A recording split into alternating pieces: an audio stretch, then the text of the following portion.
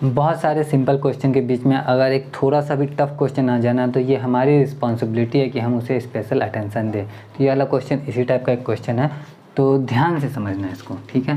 Question मैं read करता हूँ पहले तो। के किस मान के लिए समीकरण के एक्स स्क्वायर प्लस के एक्स प्लस 1 बराबर minus 4x square minus x, यहाँ के भी होना चाहिए था, के मूल बराबर और वास्तविक हों। तो अब ये जो है मतलब मुझे क्वेश्चन जिस तरह से दिखा था ना, उसमें ये यहाँ माइनस के बाद क्या लिखा हुआ था वो मुझे समझ नहीं आता। स्क्रीनशॉट यहाँ पे देख लो, और कहीं पे क्वेश्चन अवेलेबल भी नहीं है। तो किसी ने जो एग्ज़ाम दिया हो वो अगर जानता हो तो क्या बता देना। बाकी मैंने अपने प्रेडिक्शन के हिसाब से मतलब सॉल्व करने के बाद मैं इस कंक्लूज़न पे आया हूँ कि यही लिखा हुआ रहा होगा मे बी, और उसके बाद के तो छूट गया तो आपने देखा ही। तो क्वेश्चन समझते हैं, क्वेश्चन का सॉल्यूशन समझते हैं, सब कुछ समझते हैं। पहला, के किस मान के लिए समीकरण, इतना जो समीकरण है कि मूल बराबर और वास्तविक हों।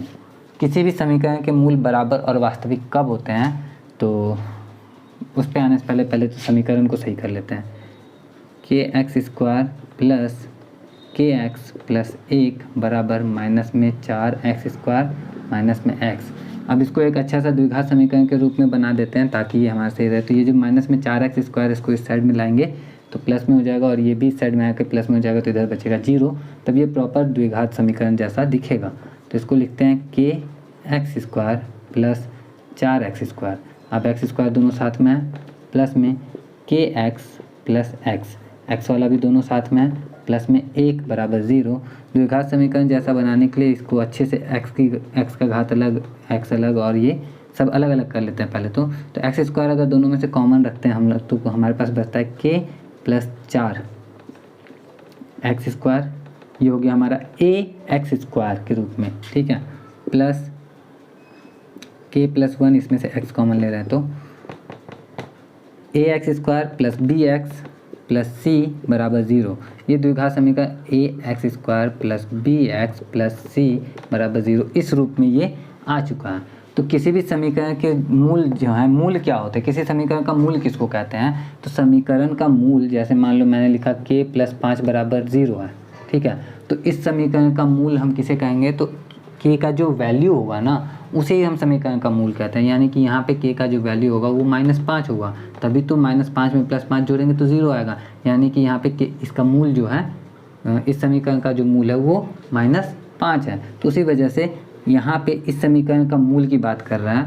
तो यहाँ पे 2 अचर पद है हमारे पास में, है ना, लेकिन के को अचर नहीं, हाँ सॉरी, के तो अचर ही है, ये चर जो है हमारे पास में x को चर मान रहे हैं हम लोग, ठीक है। तो x जो चर है तो x का मान पता करना, जो x का जो वैल्यू है उसके लिए मूल पता करना है, क्योंकि द्विघात समीकरण x की घात 2 पे है ना, इसलिए। तो जब ये हमें पता है कि इसके मूल क्या हैं, कैसे पता चला कि इसके 2 मूल होंगे, तो इसके 2 मूल द्विघात समीकरण में हैं। जैसे मान लो यहाँ पे मैंने लिखा कि एक्स स्क्वायर माइनस 25 बराबर 0। तो अब बताओ इस समीकरण में x का मान क्या होगा, तो आप बोलोगे कि x का मान जो है वो 5 होगा। तो हाँ, ये बिल्कुल सही जवाब है आपका, लेकिन यहाँ पे x का एक और मान होगा -5, और ये भी बिल्कुल सही जवाब है। क्यों? क्योंकि हम जान रहे हैं कि जब x की घात 2 है तो इस समीकरण के मूल भी 2 होंगे, और इसी वजह से कैसे आप देख लो, इसको सॉल्व करते हैं तो x बराबर आता है ना हमारा 25 एक्स स्क्वायर बराबर, और x बराबर रूट में 25, तो रूट में 25 यानी कि x बराबर +-5। तो इस तरह से द्विघात समीकरण जब होगा तो उसके मूल भी 2 होंगे, लेकिन ये दोनों मूल आपस में बराबर नहीं है। ये दोनों मूल जो है, एक +5 है और दूसरा -5 है, ये दोनों आपस में बराबर नहीं है। तो कब बराबर होंगे, कैसे बराबर होंगे, वो समझते हैं हम इसमें कि कैसे हम इसको सॉल्व करेंगे, कैसे हम पता करेंगे कि वास्तविक है, बराबर है, क्या है, जो भी है। तो सबसे पहले अब हम जानते हैं कि इसमें 2 मूल हैं। मूलों को हम लोग लिखते हैं अल्फ़ा और बीटा के रूप में। हम जान रहे हैं कि अल्फ़ा और बीटा तो दोनों बराबर है। क्यों? क्योंकि मूल वास्तविक भी बोला गया है और बराबर भी बोला गया है। तो जब अल्फ़ा बीटा दोनों बराबर है तो दोनों मूल जो है हमारे, उसको अल्फ़ा और अल्फ़ा ही लिख सकते हैं, या फिर बीटा और बीटा ही लिख सकते हैं, है ना। अब मूलों का द्विघात समीकरण में मूलों का जो योगफल होता है ना, मूलों का योग, तो मूलों का योग यानी कि अल्फ़ा अगर मूल मान रहे हैं तो अल्फ़ा प्लस अल्फ़ा यानी 2 अल्फ़ा। तो मूलों का जो योगफल होता है वो होता है -b/a, ax square plus B X plus C बराबर 0। अगर द्विघात समीकरण है तो इसमें मूलों का जो योग होगा -b बटा ए होगा। तो माइनस बी बटा ए यानी कि बी की जगह पे k+1 है तो माइनस में ये k+1 लिखा बटा में ए यानी कि k+4। ये हो गया मूलों का योग हमारा 2 अल्फ़ा बराबर इतना। ठीक है, मूलों का गुणनफल यानी अल्फ़ा स्क्वायर। अब मूलों का गुणनफल क्या होता है, ax² + bx + c बराबर 0 वाले समीकरण मूलों का जो गुणनफल होता है वो होता है c/a। तो c/a c के रूप में क्या है, 1 है यहाँ पे, 1 बटा a यानी कि k+4। अब हम जान रहे हैं यहाँ से हम अल्फ़ा का वैल्यू निकाल के जब इसमें वैल्यू पुट करेंगे तो क्या आ सकता है। तो यहाँ से अल्फ़ा की वैल्यू निकालते पहले तो माइनस में k+1 बाई 2k + 8। ये हो गया अल्फ़ा का वैल्यू। इस अल्फ़ा की वैल्यू को हम यहाँ पे रखेंगे तो ये आ जाएगा हमारा k+1 का स्क्वायर डिवाइडेड बाई 2k + 8। एक काम करते हैं 2 को बाहर ही रखते हैं, ज़्यादा अच्छा रहेगा। k+4 का स्क्वायर और ये भी 2 का भी तो स्क्वायर होगा, 4 आ जाएगा बराबर में 1 बटा k+4। अब k+4 से हम इस स्क्वायर को काट देंगे। यहाँ से हमारा क्या होगा, एक और समीकरण बनेगा और उस समीकरण को हल करेंगे तो k का मान निकल आएगा। चलो हल करते हैं।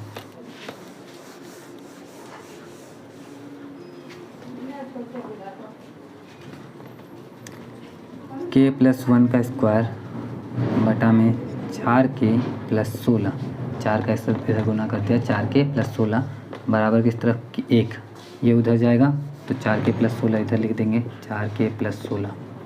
अब इसको हटा देते हैं। k+1 का स्क्वायर है तो k² + 1 + 2k बराबर 4k + 16।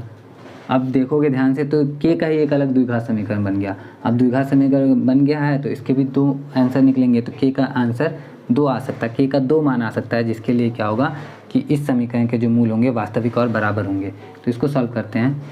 k² प्लस, अब ये दोनों इस साइड में क्या आएंगे तो द्विघात समीकरण बनेगा, तो बचेगा हमारा -2k - 15 बराबर 0। अब इस द्विघात समीकरण को हल करने के लिए हम मध्य पद को विभक्त करेंगे। हमें पता है 5 या 15 होता है और 5 में से 3 को घटाते तो 2 भी आ जाता है, तो हम इसको इसी तरह से ब्रेक करेंगे। -2 की जगह पर लिखेंगे 5 - 3। ये करना क्यों ज़रूरी होता है, ताकि इसका हम गुणनखंड अच्छे से कर सकें। तो 5 - 3 में 2 को हम 5 - 3 लिखेंगे, ये माइनस इसके पहले वाला, k इसके बाद वाला, -15 बराबर 0। k² माइनस k का 5 में गुना होगा तो 5k, माइनस माइनस का गुना होगा तो प्लस, 3 का k में गुना होगा तो 3k, -15 बराबर 0। k कॉमन लेंगे तो बचेगा k - 5, प्लस 3 को कॉमन लेंगे तो बचेगा फिर से k - 5 बराबर 0। k - 5 जो है दोनों तरफ है तो k - 5 को कॉमन ले लेंगे तो हमारा आएगा k + 3 बराबर 0। तो अगर k - 5 बराबर 0 है तो k बराबर कितना होगा, 5 होगा। अगर k + 3 बराबर 0 है तो k बराबर कितना होगा, -3 होगा। तो k का 2 वैल्यू आया हमारे पास, एक -3 और एक 5। ये दोनों का दोनों हमारा आंसर होगा। तो यहाँ पे -3 भी है और 5 भी है, तो इसी वजह से इस क्वेश्चन का जो राइट आंसर होना चाहिए वो होना चाहिए मोर देन 1, इनमें से एक से अधिक। तो इस तरह से हम इस क्वेश्चन को सॉल्व करेंगे। उम्मीद करता हूँ कि आपको समझ में आया होगा अच्छे से। अगर समझ में आया हो, वीडियो अच्छा लगा हो तो लाइक ज़रूर करना वीडियो को, और मैं मिलता हूँ आपसे नेक्स्ट वीडियो में तो और भी क्वेश्चन के सॉल्यूशन के साथ। तो उसके लिए अपडेटेड रहने के लिए चैनल को सब्सक्राइब भी कर सकते हो। जय हिंद।